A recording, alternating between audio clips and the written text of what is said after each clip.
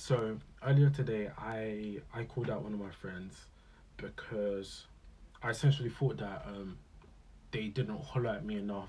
I said to them like, bro, like I understand you're like in your development stage, um, and you're busy with work, etc., etc. But like these days, I feel like you haven't been hitting me up. And she goes, cool, bet, calm. Pulls up receipts of the convo. She's like, boom, boom, boom, boom, boom. It was like all these times, all the last few conversations we had, it was actually me starting the converse. I was like, say swear. So I had to, yeah, I completely put my hands in the air, and I apologized. And for me, that was I wouldn't necessarily say it's a big moment for me, but I feel like it's a good attribute to have. I know it sounds a bit vain, but I believe it's a good attribute to have. Number one, to apologize. I will never understand people who see apologizing as a weakness per se, or being like, oh, you apologize too much. If you feel like you've done something wrong, apologize. It's a norm. And number two, I was able to take the criticism and I didn't get defensive about it. I know a lot of people in the same situation would have made it a bigger thing, would still divvy the blame, etc. Again, it's not about like me being superior per se or anything like that, because I'm not. Um, it's more so about like how, as a skill to grow in general, you must be able to take constructive criticism.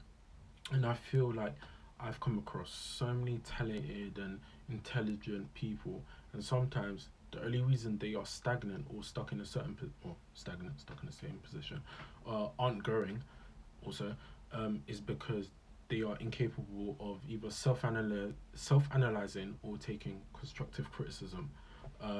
So yeah, I feel like if you sometimes feel like you are stagnant, you yeah you need to truly evaluate what's going on in your life or in the field that you're stuck in, and truly evaluate what the issue is and get to the roots of it and what you can do to change, be it from again self analysis or via external and receiving uh, criticism from peers or others in the space, which I believe is probably the best way to go around it. Because you can either be, especially with self analysis, you'll either be biased towards yourself or against yourself. And I feel like from another perspective, it will always be somewhat better.